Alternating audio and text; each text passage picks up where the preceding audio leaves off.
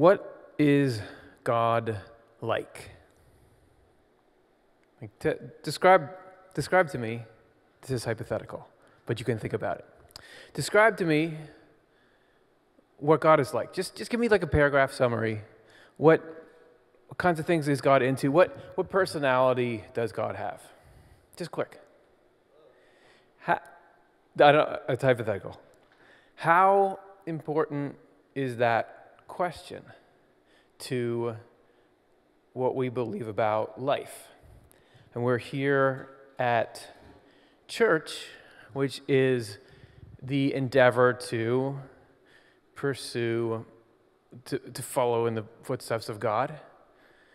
It's been said that our picture of God, what we think God is like, that has a cascading effect on everything that we think and everything that we do.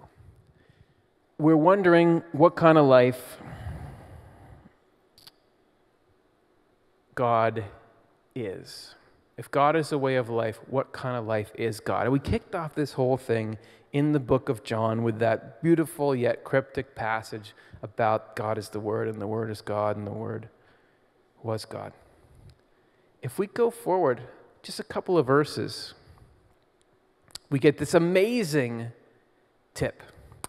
And the Word became flesh and dwelt among us. I understand that. Spoiler alert, that's talking about Jesus. Oh, I was struggling with what is this, the Word. The Word, so Jesus is this thing incarnated. We can look at Jesus for direct information on what is the Word. And what this means by definition then is that Jesus, sure, there's a graphic somebody had. It was his hair that long? I don't know. And it actually matters even less, because the important thing is that Jesus embodied a way of life. In Divine Providence 2:19, the Lord wants us not only to think and talk about divine matters, but also to try to figure them out so that we ourselves come to see whether they are true or not.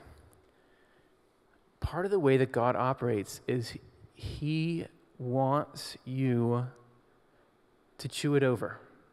And does that make sense to you, and do you really get it? And isn't that exactly how life is structured? How forceful is God about getting you to believe things? Isn't it true that the world is so wide open that you are absolutely at liberty to even think that there's a God that exists or not? Sure, we can create these spaces where right now I'm telling you this stuff that in a certain way you could say, I'm saying, believe this about God, but do you have to believe any of it? Assuming I even know what I'm talking about. You can walk out the door, you can be thinking about something else, you can be looking at your phone.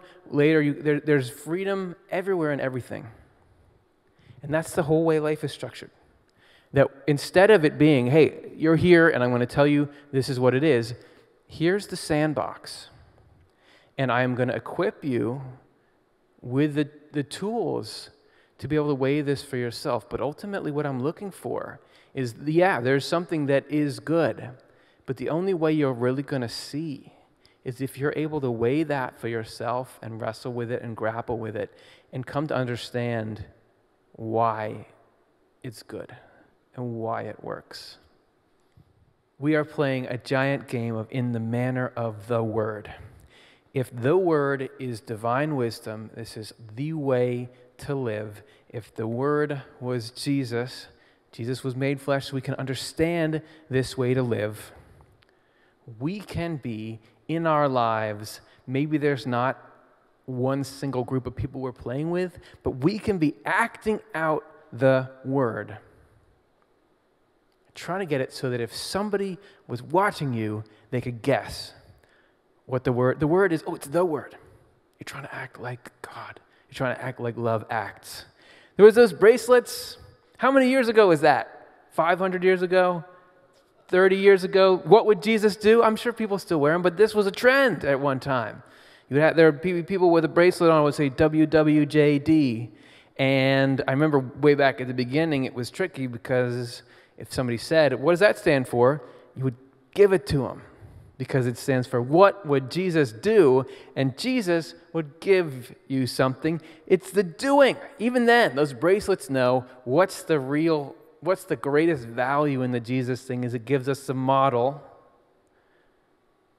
to watch how does God do things. Oh, it's the Word. You are trying to live the way of life that God is. And as we see that recognizable in each of us, so you see this person over here who's living like the Word, this person over here who's living like the Word, this person over here who's living like the Word, and you start to see what they all have in common, then we get this emergent sense of who God really is and the potential of the joy that can exist in a life lived in the manner of the Word.